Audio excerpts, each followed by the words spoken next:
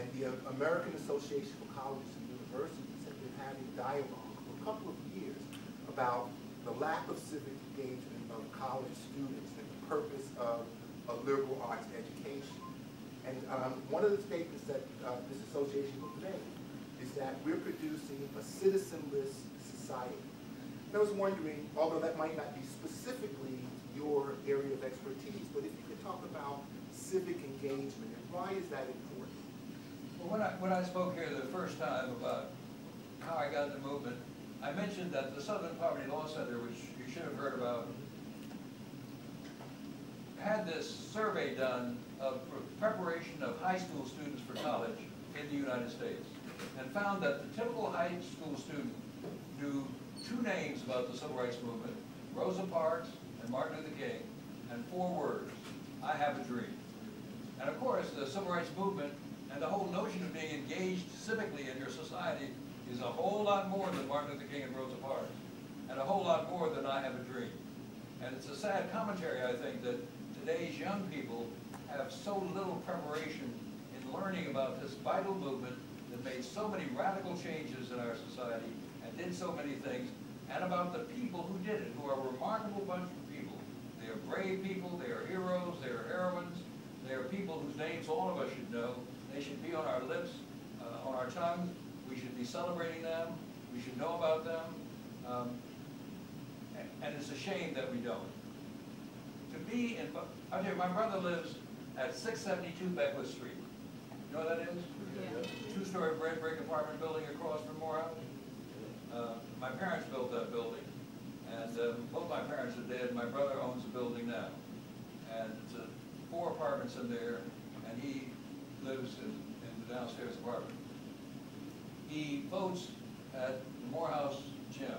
And when he voted in the last election, which was about 3 weeks ago, 4 weeks ago, wasn't it? Wasn't there a city election about 4 weeks ago? Yes. He voted in the afternoon. He was the 2nd person in the precinct to vote. The 2nd person in the precinct to vote. And I know most of you probably are registered in your hometowns, I hope, are you? Are you not? Yes. So you wouldn't be voting there anyway. But there's got to be somebody who's voting there. Where are those people? Why didn't they show up for this election? I have never missed an election in my life. I've been voting since I was 18, because Georgia, unlike the other states, allowed people to vote at 18. And the idea of missing an election is just a horrible idea to me. When my wife and I have to drive from D.C. to Charlottesville so I can teach at the University of Virginia, and we have to leave before the polls open on a Tuesday morning, we apply for absentee ballots and we vote absentee. And I know that all of you who are going to find yourself at Morehouse on election day in November of next year are going to apply early for an absentee ballot, get that ballot, and cast your vote and send it back in. Can I have a promise? Yes. Yes. An enthusiastic promise? Yes. Okay, good. Because in the midterm elections, and you know what happened in the midterm elections? Barack Obama won in the election 2 years earlier. We were just as happy as we could be. Dancing in the streets, crying tears. Everything great had happened. Wonderful time. 2 years later, where were the young people? They didn't show up on election day. Where were some of the people who voted for Obama? They didn't show up. I guess they thought we've elected him. What's the big deal? What do we have to do now? Maybe he'll wave a magic wand and something will happen.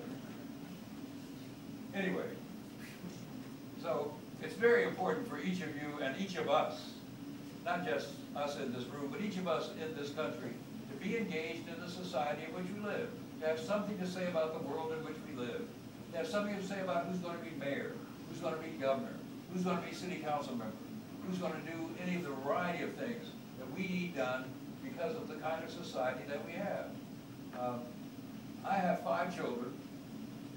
One of my sons is a city councilman at large. He was a district city councilman for 1 term, got reelected for a 2nd term, decided to run for city council president, lost in a runoff, and was defeated. Then the woman who was elected in his stead took another job, and he ran for city council president again, lost in a runoff. Broke my heart. and nearly my pocketbook. And I told him, and then an election came up for an at-large seat on the city council, and I told him my goal, this will be 3. And 3 times is not a magic charm. If you lose this time, you'll be in trouble. Not only did he not lose, he ran against 4 other people. He got the largest majority anybody had ever gotten in the history of Atlanta. So I'm very proud of Michael Julian Bond. He represents Morehouse College. He represents the whole city. If you have any problems, any trouble, go see him. Don't tell him I sent you, but he'll take care of you. And it's great for me to see him as a city councilman in Atlanta doing what he does and doing it well, in my opinion. And I wonder why others aren't doing the same. Why so many people sit aside and say, well, it doesn't bother me, it doesn't engage me, because it does engage us all. And if we don't engage it, it will not engage us. If you don't care who your mayor is, don't think your mayor is going to care anything about you.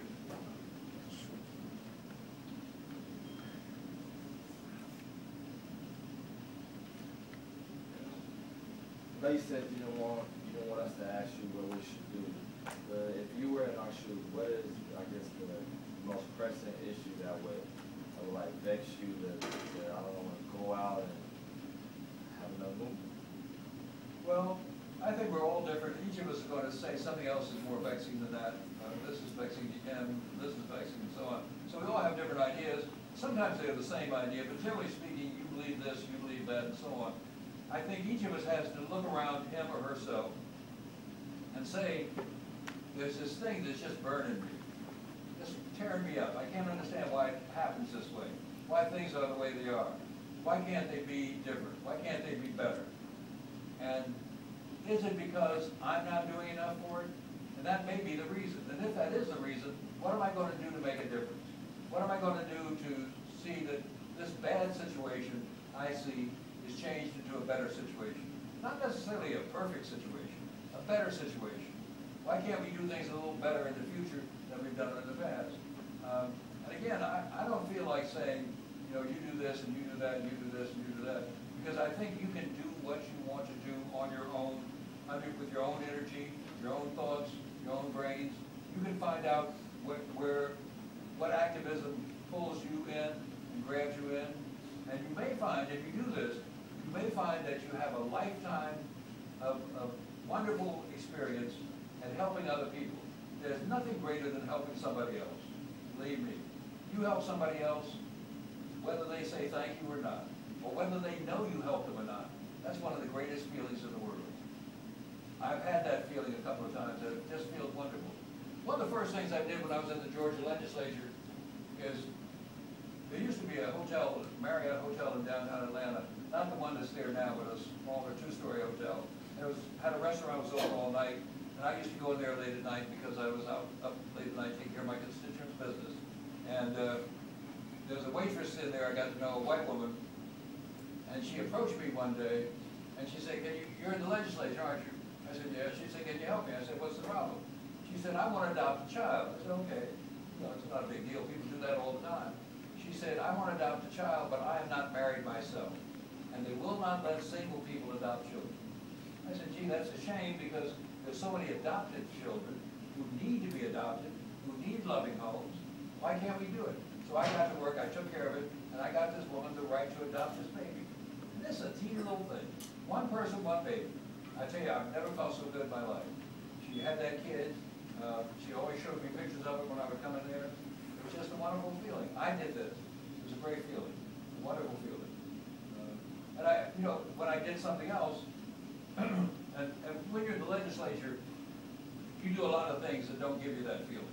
They don't give you a bad feeling, but they don't give you that rosy, warm feeling. And whenever I got to do something like that, it just felt great. And if you want that feeling, you can do it too. Yes. During the movement, did you ever feel overwhelmed? Did you ever feel like at some point that things may not change? Was there ever an instance in your mind? Yes and no. I was with a group of people who were my age, 20s, early 20s, late teens, and we were by nature optimistic. we were by nature people who thought we could do it. It would work out. It might not work out tomorrow morning, but the next day you'll see. And so the days when we felt dim and sorry were few and far between. But we did have those days.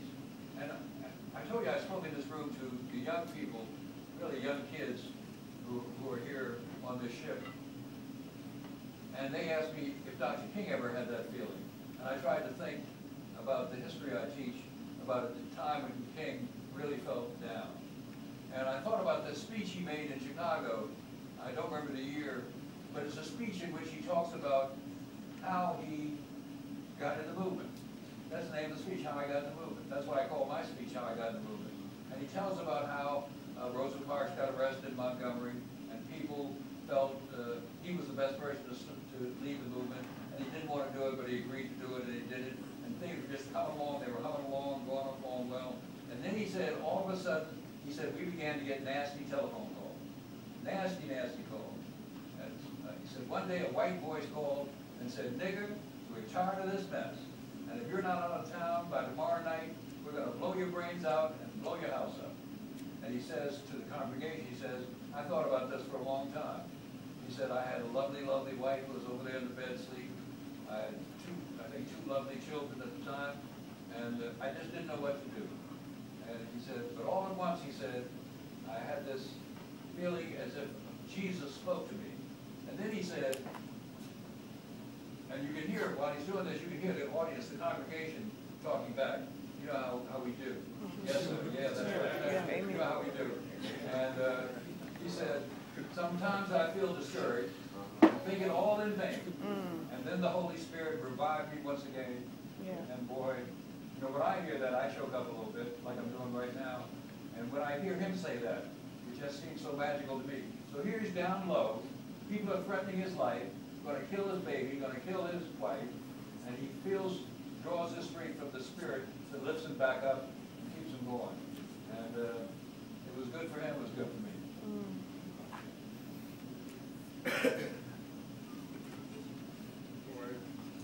I'm sorry. How you doing?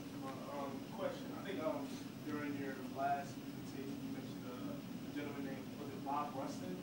Bayard Rustin. This year is the 100th anniversary of his birth. Yeah, go ahead. And I think you mentioned something about him having to, I guess, teach Martin Luther King how to lead. He couldn't lead. You mentioned a certain quote said he couldn't lead. Couldn't lead vampires to a bloodbath. Granted, now, I guess, that being said, it seemed like Martin Luther King had to be taught how to be a better leader. Yes. So, in saying that, how can, or what are the main ingredients to a leader in today's day? What does a young leader need? What does a young leader need? Well, let me tell you about Bayard Rustin. Bayard Rustin was gay, was a pacifist, lifelong pacifist, a lifelong student of nonviolence, skilled in this, and a lifelong organizer. That's what he did. He was an organizer. So if he came in this room and saw a problem here, he would organize you into doing something about the problem, whether you wanted to or not, he would do it. And when he said that about King, couldn't lead vampires to a bloodbath, this was partially in jest, but partially really because he didn't think King had the necessary understanding of nonviolence to preach about it. And in the couple of weeks he spends in Montgomery, early during the Montgomery bus boycott, he teaches King more about nonviolence than he ever knew, gave him books to read, told him where to look for things, and increased his ability to talk about this so that people in Montgomery could understand it and adopt it themselves. So he was an enormous helper to Martin Luther King, not just in that way, but other ways as well. He was probably among the most important people to him outside of his family. Eventually, he had to leave Montgomery because newspapers began to find out about him. He had been in the Communist Party. He wasn't then, but he had been. And he was in danger of giving the movement a bad name, so they asked him to leave, and he did. I think if you're going to be a successful organizer or leader, you have to study at least something about how to do it. And there are plenty of books and pamphlets and other things that you can find, and a quick internet search would do it. But I think the best example is to take examples from life. There are many, many books about Martin Luther King. The three best are written by a man named Taylor Branch. One is called Parting the Water, one is called At Canaan's Edge, and the third is called Pillar of Fire. It's all biblical names. These are the best written books about Martin Luther King. They're thick. We're talking like this. You know, this is front to back. But if you want to know about Martin Luther King, I would read these books. They're sold as a set in most bookstores. In some places you can get them used, and they're just as good as new. Go on the internet and look for Taylor Branch's trilogy that are sold generally under the title Parting the Waters. America and the King Years. Yes, the subtitle is America and the King Years. They're wonderful, wonderful books, and they'll tell you both what you already know about Martin Luther King and the movement, and things you never dreamed of, things you never heard of, things you never saw written or talked about in any other source. They're just great, great books. So I looked for those books. Let me finish this thought, as long as I can remember what it was. And I think it's a good thing to look at the examples of other people. And one thing you might want to do, there's a documentary about Bayard Rustin called Brother Outsider. And it's a wonderful look at this man who is just an unusual figure. He was from Westchester, Pennsylvania, but he had an English accent all his life. He spoke as if he had gone to school in England and picked up this there, and you know he didn't. He didn't talk like that in Westchester. But he was just a wonderful, wonderful guy, and meant so much to King. And the documentary tells a little bit about his organizing abilities. He wasn't just active in the civil rights movement, he was active in the anti-war movement, in the anti-nuclear movement, in all of these things. He was somebody who really was universal in his concern. Just a wonderful guy. I'm sorry, yes, sir. Can you talk a little bit about the FBI and the federal government's efforts to break down SNCC? I know during your talk earlier you alluded to it as it being a large reason why SNCC kind of fell apart, but I just wanted to hear you talk more about that in specific. Well, we always believed, and I cannot prove to you right now, I always believed that the FBI was responsible for the demise of the Student Nonviolent Coordinating Committee. And we have received under the Freedom of Information Act enough copies of our own FBI files. I've seen my own files, and I've seen the files of many, many other people, to know that this agency spent an enormous amount of time spying on us, writing down what we were doing. And what we were doing was not illegal in any way, or criminal in any way. We're just carrying on our business like any other American. And J. Edgar Hoover's FBI had its sights out for us and did everything it could to destroy us. They leaked information about us and King to newspapers and his associates, charging they were communists, and therefore King was a communist too. They just behaved in an awful, awful way, and I put them top of the list of responsibility for the destruction of the Student Nonviolent Coordinating Committee. I showed, when I spoke downstairs the other night, I showed an FBI thing reporting on my being put out of the legislature, and what is so irritating about it is they misstate my age. Now here's the Federal Bureau of Investigation, supposed to be a police agency. They ought to be able to get my age right. Come on. Anyway, I think they're largely responsible for it, although I cannot prove that. Yes, sir.